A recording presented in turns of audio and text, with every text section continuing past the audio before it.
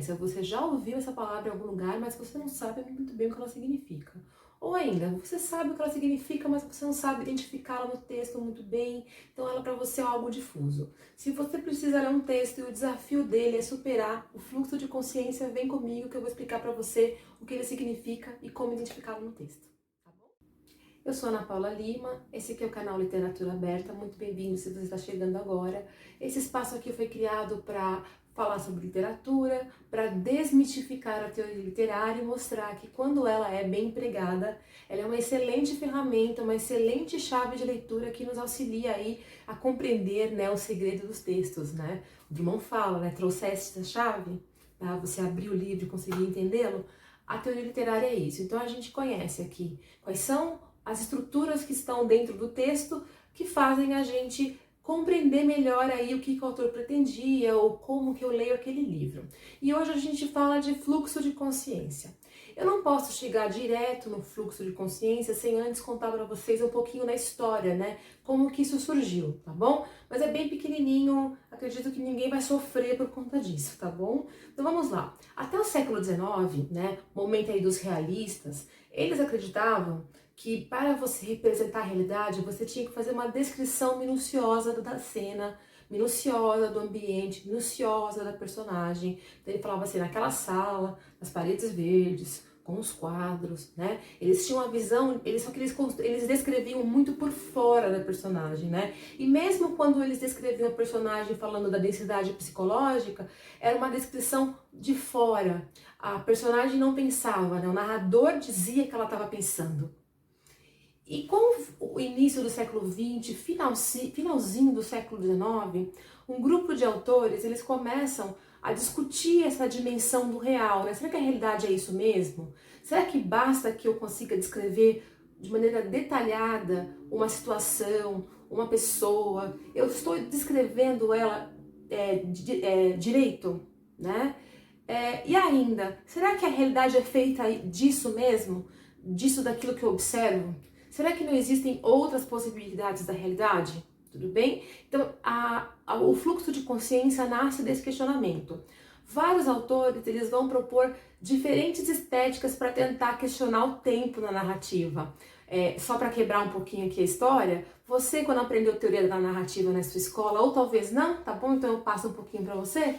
Você aprende o seguinte, que existe o tempo, o enredo da narrativa, que nada mais é do que a história. Você aprende que existem as personagens, as protagonistas, as antagonistas, ou no caso o antagonista, né, pode ser, as secundárias. Você aprende que existe o espaço, aí você aprende que existe o espaço social, o espaço geográfico, aí depois você aprende que existe a ambientação. Aí você aprende que existe o tempo cronológico e o tempo psicológico. E é muito difícil explicar isso para o aluno, porque o aluno não consegue distinguir muito bem. O tempo cronológico, a professora apareceu data, então tá, então é tempo cronológico. O personagem pensou tempo psicológico. É isso que eles vão discutir, é isso que eles vão questionar. Porque os professores dão essas respostas prontas porque não tem muita explicação. Na verdade, tem, né, explicação, mas a discussão é bastante filosófica, né? Teríamos que partir para a filosofia e a discussão sobre o tempo, em que vários campos do conhecimento discutem o tempo. O que os modernos vão dizer para nós?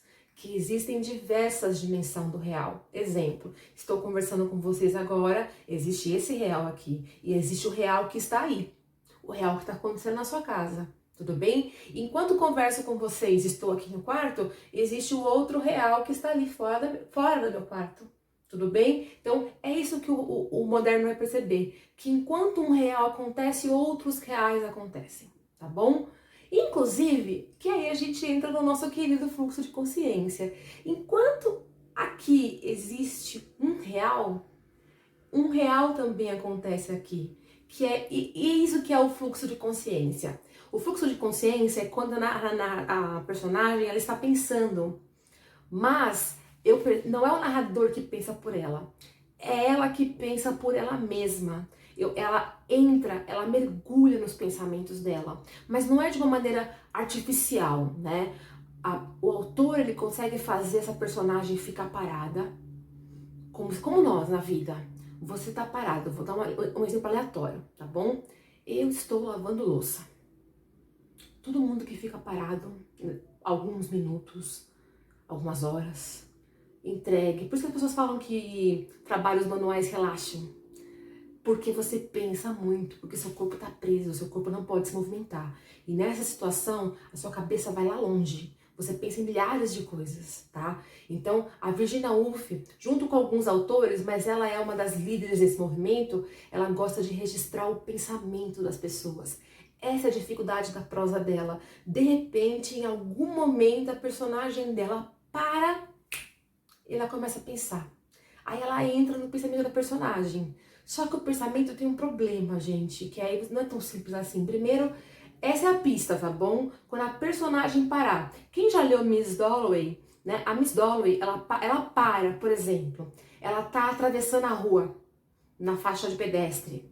E enquanto ela tá esperando fechar o sinal, ela pensa em milhares de coisas. Olha só a discussão do tempo que eu havia comentado com vocês. Ela está parada, esperando o semáforo abrir para ela. E enquanto, nessa fração de tempo, 2 minutos que seja, ela pensa milhares de coisas. Que é assim que funciona o pensamento. O pensamento é desordenado, o pensamento é aleatório, o pensamento é alinear, né? Então o leitor tem grande dificuldade para primeiro perceber que ele entrou num outro tipo de narrativa, né? Num outro momento da narrativa. E essa linearidade do pensamento também atrapalha um pouco a leitura, tá bom? Mas ela nos oferece informações muito ricas da personagem, né? Ainda mais no caso da Virginia, que vai sempre registrar mulheres, né? A Virginia, ela registra mulheres que são silenciadas. Como as mulheres são silenciadas, então essas mulheres pensam muito. Elas pensam e observam. Então é por isso que o fluxo de consciência na Virginia ele é tão importante. Justamente para representar que aquele ser que fica lá, sentada, né, só observando, enquanto ela está lá observando e as pessoas pensam que ela não tem nada para oferecer para o mundo, está acontecendo ali uma revolução na cabeça dela. Então isso é o fluxo de consciência, tá bom? Agora vamos aos exemplos, né? Acabei de citar para vocês a própria Virginia Woolf, que ela é mestre em usar isso, né? Aqui no canal a gente tem um vídeo, eu vou deixar aqui para vocês na descrição. Eu faço uma resenha crítica do Um Teto Todo Seu, um livro que eu não recomendo para aqueles que desejam iniciar na arte de ler Virginia Woolf, porque é um ensaio, tem pouquíssima ficção e esse recurso num texto crítico fica um pouquinho mais difícil, né? Eu acho que Miss Dalloway, Orlando, Flush, são textos mais legais, assim, de você começar a iniciar a sua vida com a Virginia, que é bastante legal, é bastante importante, assim, bastante necessária. Ela inspirou várias autoras que vieram depois, tá? A gente tem Katherine Mansfield, né, que foi uma autora que ficou algum tempo esgotada aqui no Brasil. Ela era da Cosac Naif, uma editora que fechou, né? Eu lembro até hoje, assim, que eu ia comprar um livro dela, peguei assim na minha mão e falei assim, ah, não, depois eu compro.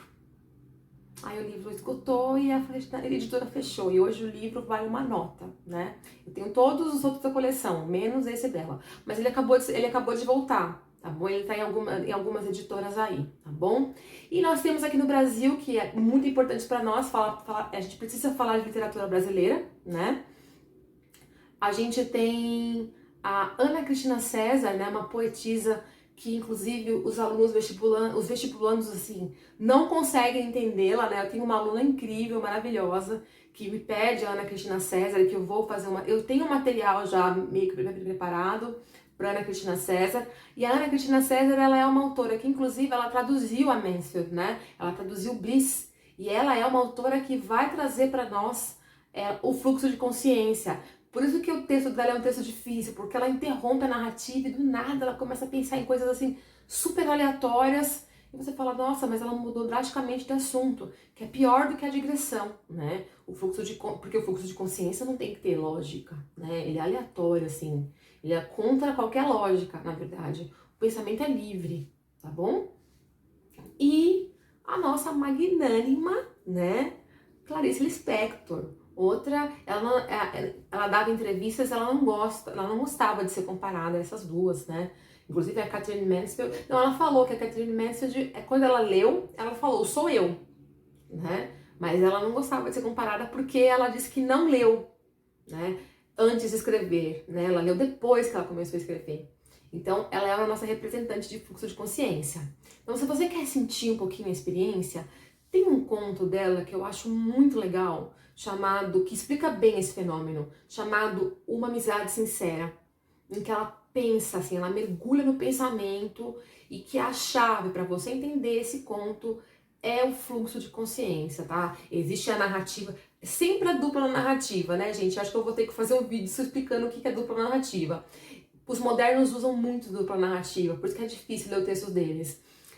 Existe uma história acontecendo, são dois amigos que lutam para manter uma amizade que, por alguma razão, não adianta mais. Tudo que a amizade tinha para oferecer um pro outro, né, já foi e já deu. E dentro de um deles existe a angústia de lutar para que essa amizade não morra, né? E essa luta, essa angústia, essa conversa que ele estabelece consigo mesmo, que ele acaba contando pra gente, é um fluxo de consciência. Tem também aqui no canal, eu vou deixar na descrição para vocês, uma resenha sobre os ossos dos mortos, que é um recurso muito utilizado pelo livro. A personagem principal, a Janina, não pronuncio o sobrenome dela, que é muito difícil, ela também é uma personagem muito solitária. Uma personagem, inclusive, que ela é invisível socialmente. Então, ela é uma personagem que fala muito consigo mesma. Ela fala sozinha. Ela não fala sozinha. Ela pensa muito. Como ela pensa muito, a autora faz uso do fluxo de consciência. Tá bom, gente? Então, espero que vocês tenham entendido. Resumindo, o fluxo de consciência é um recurso utilizado para simular o pensamento da personagem, mas é uma simulação interna, é o personagem pensando por ele mesmo, não é o narrador dizendo o que ele pensa, tudo bem? Quando o narrador diz o que ele pensa, isso daí é a tal da sondagem psicológica que os realistas já faziam, tá bom? É como ele diz, ele está angustiado, ele está triste, sondagem psicológica.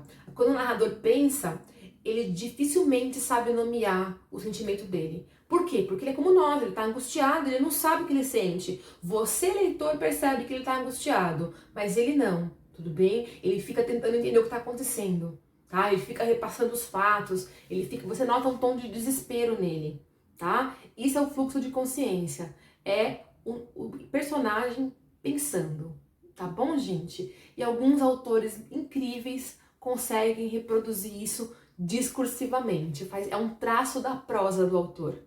Tá bom, gente? Espero que tenha ficado claro. Se não ficou claro, vai ser um prazer responder isso aqui nos comentários pra vocês, tá bom?